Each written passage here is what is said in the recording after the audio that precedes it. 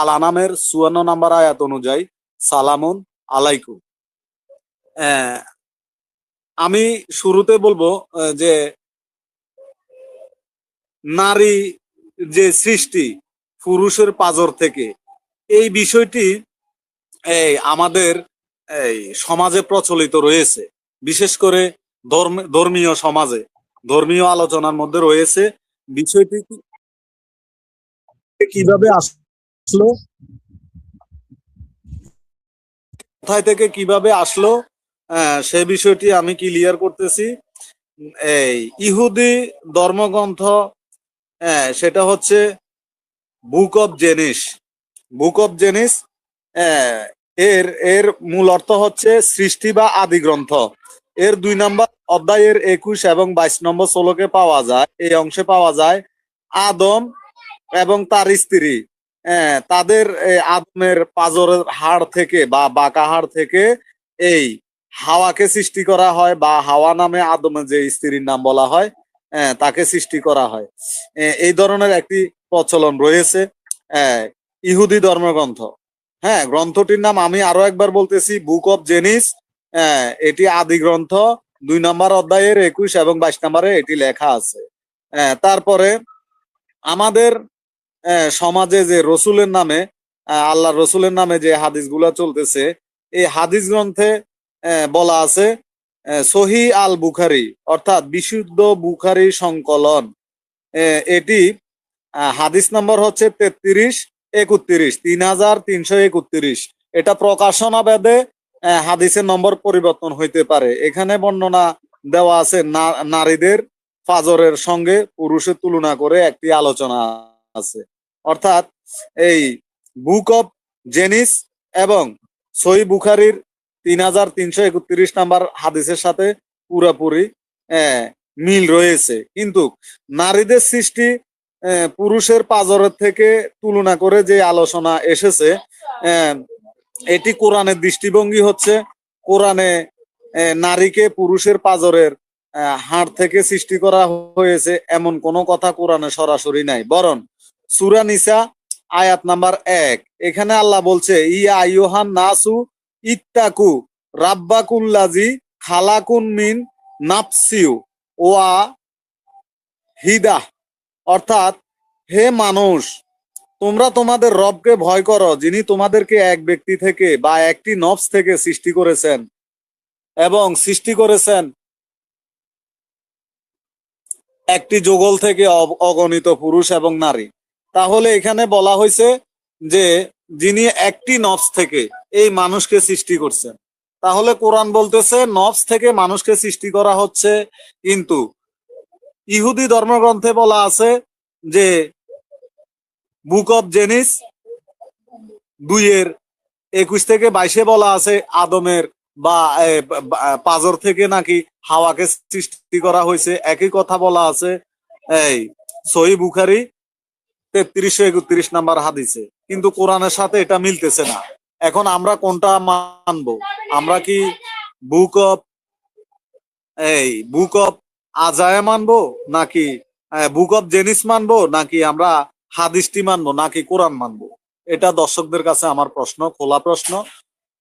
আমাদের যে বিষয়টি সেটা হচ্ছে ঋতুবতী নারীর সাথে দূরত্বর যে কথাটি বলা রয়েছে বিভিন্ন হাদিস এবং বিভিন্ন ধর্মীয় আলোচনায় আমরা যেটা জানতে পাই, সেটা আছে book of Leviticus. Book of Leviticus এর অর্থ হচ্ছে পুরোহিতদের বিধান। চিন্তা করেন, আল্লাহর বিধান নয়, পুরোহিতদের বিধান। এটি লেবীয় ধর্মগ্রন্থ। হ্যাঁ, এটি ইহুদিদের একটি ধর্মীয় গ্রন্থ। এটার 15 নম্বর অধ্যায়ের 19 থেকে 24 নাম্বার শ্লোক পর্যন্ত এই অংশে ঋতুস্রাব চলাকালীন নারীর পবিত্রতা অপবিত্রতা সম্পর্কিত বিধান আলোচনা করা হয়েছে। ওই সময় কিছু শারীরিক ও ধর্মীয় বিধিনিষেধের কথা উল্লেখ আছে। কিন্তু মজার বিষয় হচ্ছে হাদিস গ্রন্থ সহি মুসলিম, অর্থাৎ মুসলিমের বিশুদ্ধ হাদিস, এইখানেও একই কথা বলা আছে। এখানে বলা আছে যে এই গ্রন্থের ঋতুবতী নারীর বিষয়ে বিভিন্ন বর্ণনা আছে, সেখানে ইবাদতের কিছু বিধান এবং স্বাভাবিক দাম্পত্য আচরণ নিয়ে কিছু আলোচনা করা আছে।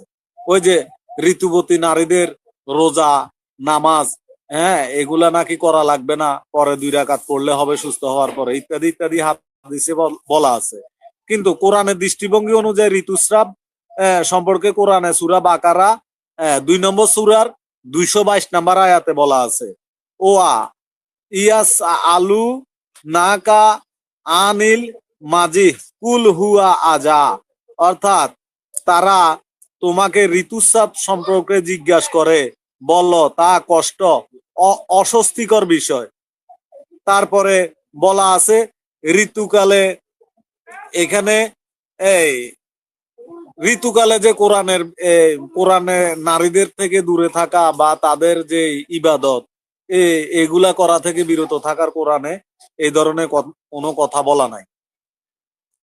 তারপরে আমরা যদি দেখি 3 নম্বরে, আমরা যদি দেখি ছবি তোলা, মূর্তি নিষেধ বা মূর্তির সাথে ছবির যে তুলনা, এই বিষয়গুলা আমরা দেখতে পাই এখানে ইহুদি ধর্মগ্রন্থ বুক অফ অক্সটোডাস, বুক অফ অক্সটোডাক্স, এখানে যেহেতু আমি ইংরেজি বলতেছি আমার উচ্চারণে একটু এদিক সেদিক হতে পারে, কারণ আমি একজন বাঙালি। এর অর্থ হচ্ছে প্রস্থান, বের হয়ে আসার গ্রন্থ। এর 20 নম্বর অধ্যায়ের 4 নম্বর শ্লোকে এই অংশে আকাশ, পৃথিবী বা অন্য কিছুর আকৃতি বানিয়ে তা উপাসনা করার জন্য ব্যবহার না করার নির্দেশ দেওয়া হয়েছে। মূল বিষয় হচ্ছে মূর্তি প্রতিমা বানিয়ে উপাসনা নিষেধের কথা বলা হয়েছে। বিষয়টি মূলত শিরক বা মূর্তি পূজার বিরুদ্ধে।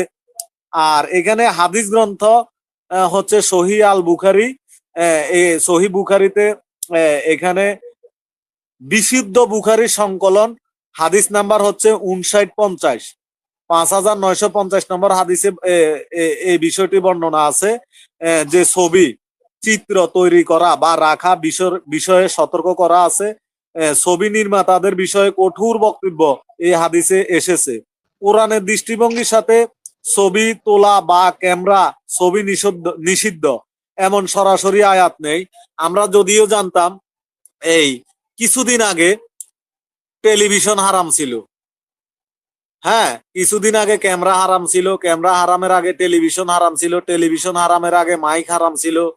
এবং আমরা জানি যে পৃথিবীতে যখন বাংলাদেশের একজন সুনামধন্য প্রধানমন্ত্রী বাংলাদেশে ক্ষমতায় আসলো, তিনি বলল যে আমি বাংলাদেশকে ডিজিটাল করব, তখন মোল্লারা এই ডিজিটাল নিয়ে অনেক হাসাহাসি করছে।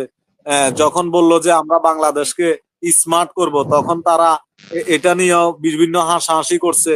তারপরে ওই একই মোল্লারা এই যারা মডার্ন, হ্যাঁ, মডার্ন মেয়েদেরকে বিভিন্ন ধরনের এই ওয়াজে বসে বসে তাদের মন মতনে বিভিন্ন ধরনের কথাবার্তা বলছে। এই সমস্ত মডার্ন, হ্যাঁ, এগুলা ইসলামে নাই। ছবি তোলা অথবা টিভি দেখা, সিনেমা করা, এগুলা নাই। আজকের দিনে মোল্লারাই প্রথমত ছবি তুলতেছে, এই মোল্লারাই এই বিভিন্ন ধরনের এই ভিডিও তৈরি করে, হ্যাঁ, এটা ইউটিউবে আপলোড দিচ্ছে এবং বিভিন্ন টিভি চ্যানেলকে দিচ্ছে প্রচার করার জন্য। তাহলে এই মোল্লাদের কাছে গতকালকে যে জিনিসটা হারাম ছিল আজকে সেটা হালাল হয়ে গেছে।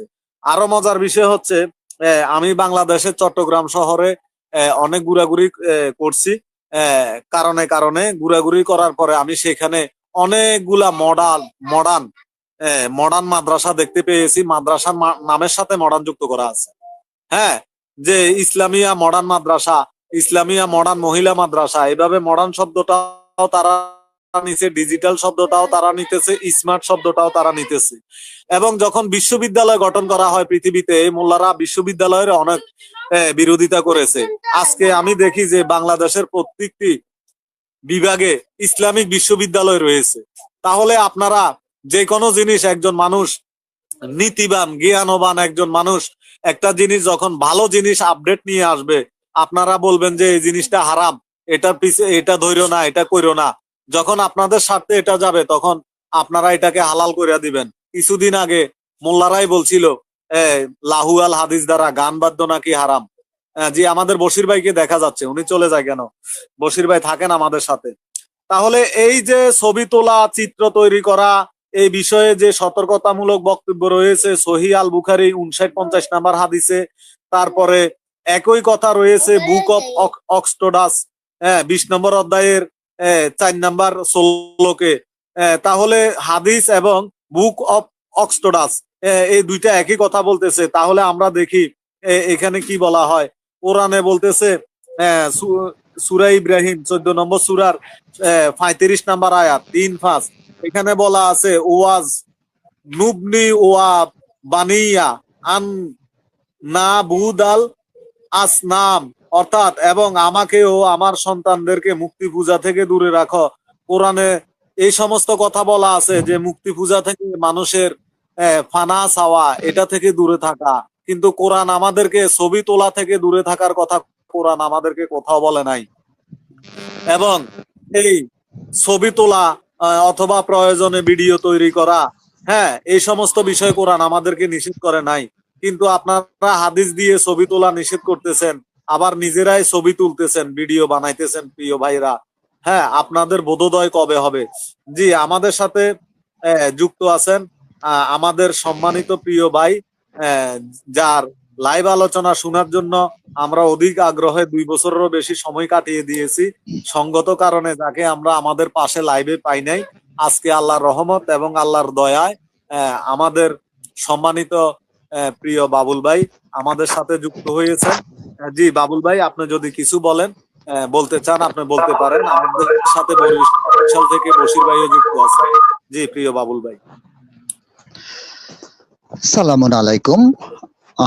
প্রিয় জি, অসংখ্য ধন্যবাদ যাযাবর ভাই, আপনি ভালো বলেছেন। আচ্ছা, একটি বিষয় না বললে নয়।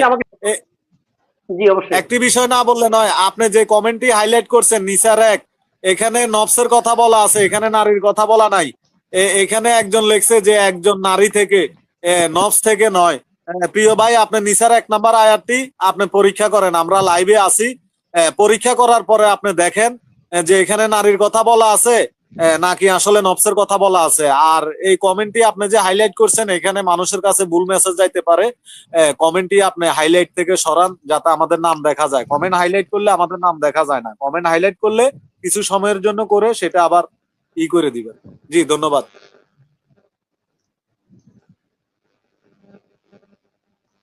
জি সালামুন আলাইকুম। বাবুল ভাই আপনি, জি সালামুন আলাইকুম। প্রিয় ভাই ও বোনেরা, আশা করি সকলে ভালো আছেন। আপনাকে পেয়ে, জি, আমার কথা কি শোনা যাচ্ছে? আমাকে কি শুনতে পাচ্ছেন? জি, আপনার কথা একেবারে স্পষ্ট শোনা যাচ্ছে প্রিয় ভাই, একেবারে সুন্দর সাবলীল শুনছি। আলহামদুলিল্লাহ, আলহামদুলিল্লাহ, আমরা খুবই সুন্দর শুনতে পাচ্ছি। জি আলহামদুলিল্লাহ, রাব্বুল আলামিন আল্লাহ তৌফিক দিয়েছেন আপনাদের সাথে দুটো কথা বলার, সেজন্য আল্লাহর কাছে শুকরিয়া আদায় করি। উপস্থিত যেখানে আমার সাথে যারা আছেন তাদেরকে সালাম, এবং যারা শুনছেন দর্শক বিন্দু তাদেরকেও সালামুন আলাইকুম।